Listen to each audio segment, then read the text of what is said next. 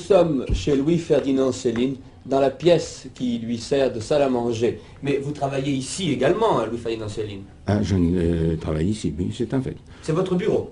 Ah, ça, c'est mon établi, oui. C'est là que je ramasse les feuilles les unes après les autres, et puis que j'en mets beaucoup sous la table parce que beaucoup sont ratés, n'est-ce pas? Pourquoi dites-vous un établi? Vous vous considérez comme un artisan? Ah oui, vraiment, oui, oui, oui, tout à fait genre. Oui. Pourquoi écrivez-vous?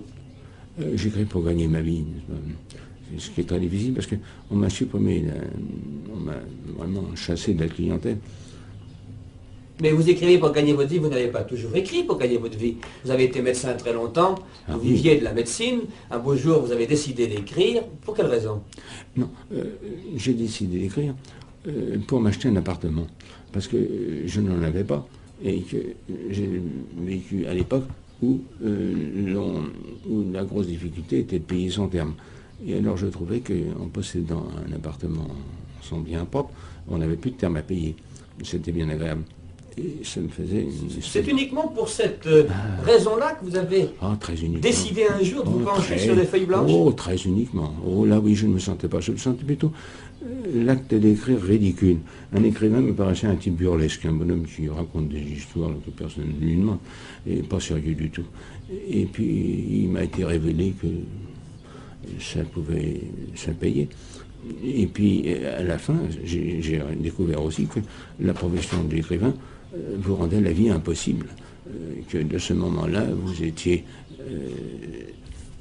ça va? C'est votre perroquet que vous cherchez derrière. Évidemment, j'ai peur qu'il se sauve, et cette pauvre bête n'est pas faite. Ça va? N'est Non, pas non, faite. non. Bon. Il ne se sauvera pas, nous le Bon, surveillons. oui, ça va pas bien. Et alors, j'ai découvert que la vie devenait impossible. Le jour où on m'a détecté comme étant des touches docteur, c'était fini le docteur.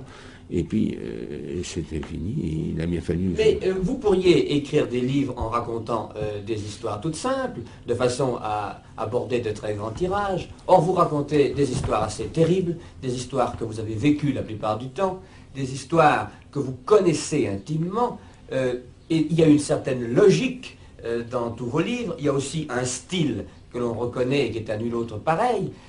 Tout cela prouve quand même que vous avez sur la littérature un certain nombre d'idées très précises, malgré que votre coquetterie vous pousse peut-être à vous présenter uniquement comme un faiseur de copies.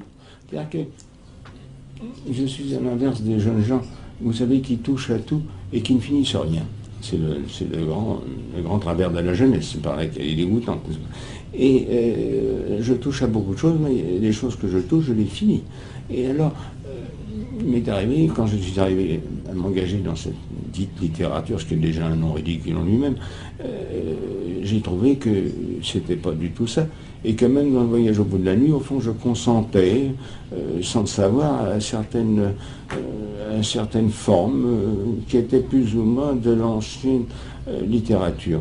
Alors, c'est là que je me suis mis aux 3 points, pour vraiment être sûr d'être différent, ça me répondait mieux. Qu'est-ce que vous voulez faire en écrivant? Communiquer votre expérience? Oh, monsieur, j'ose dire que ça m'est bien égal, parce que l'expérience est une lanterne sourde qui n'éclaire que celui qui la porte. Par conséquent, ça ne peut pas servir aux autres. Communiquer une émotion?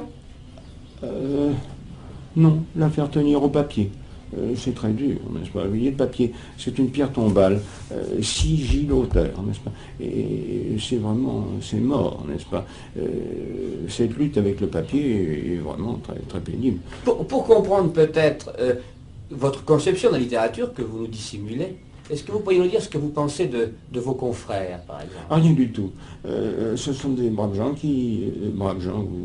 ou autres, qui copient des formes. Je m'intéresse qu'au style, puisqu'on en est là, n'est-ce pas?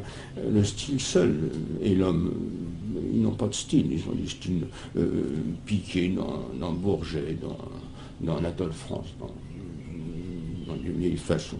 Mais par exemple, prenons-en quelques-uns pour nous faire comprendre ce qu'est le style pour vous. Quel est le style de Mauriac, par exemple? Directeur d'école libre, qui a mal tourné, enfin, qui s'est donné à la politique, à plein d'autres trucs. Mais, Bon, eh bien alors écoutez, prenons-en un autre, Jean Giono. je sais pas, insignifiant, n'est-ce pas? Je dois dire insignifiant. Monterland. Insignifiant. je le dis, insignifiant. Mais et lequel, grâce à vos yeux, lequel a un style? Et il y a des ébauches de trouvailles de style qui m'intéressent. Je dirais dans Ramuse, dans Paul Morand, Première manière, et il y avait dans Barbus. C'est-à-dire le langage parlé à travers l'écrit me semblait plus à la mesure de l'époque, qui est une époque vivace, jazzée, émotivement troublée, comme toutes les époques. Enfin, à ce tournant-ci, il me paraissait plus... il y avait une existence. Il y avait une existence des autres, ce sont des plages. Et est-ce que vous écrivez en fonction de thèmes, en fonction d'un grand sujet? Oh ben ça c'est l'architecture. L'architecture est le principe A de tous les arts.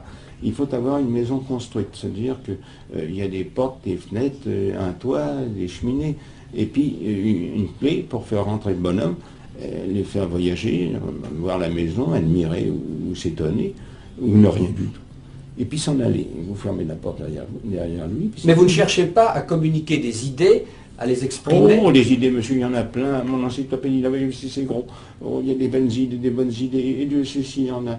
Et très bonnes, très logiques, bien meilleures que celles que je vois exprimées dans tous les journaux à idées.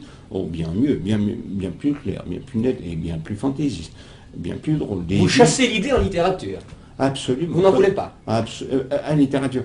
À ma littérature, moi je ne dis pas aux autres de s'en servir s'ils veulent, s'ils ont un public, mon Dieu, pourquoi pas.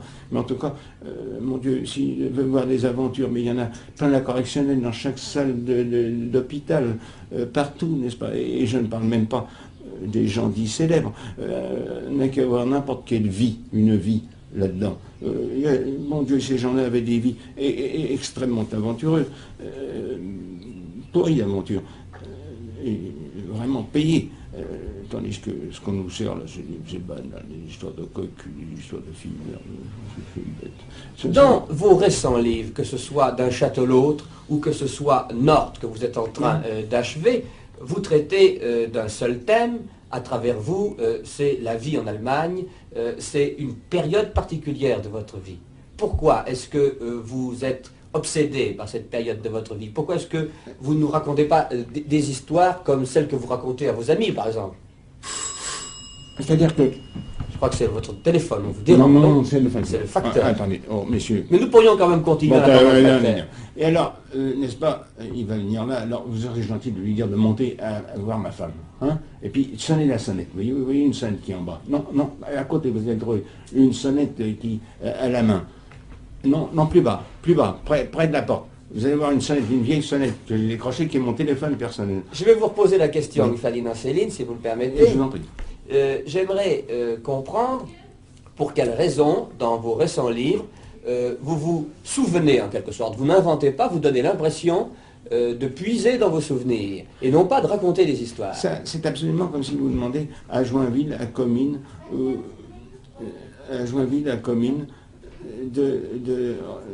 qui sont des chroniqueurs, si leur histoire est vraie ou pas vraie, mais ils se sont mis dans l'état de pouvoir raconter une histoire, n'est-ce pas? Et alors, ils se sont mis là, n'est-ce pas? Joinville n'a pas envie d'y retourner d'ailleurs. Mais enfin, il y a été, n'est-ce pas?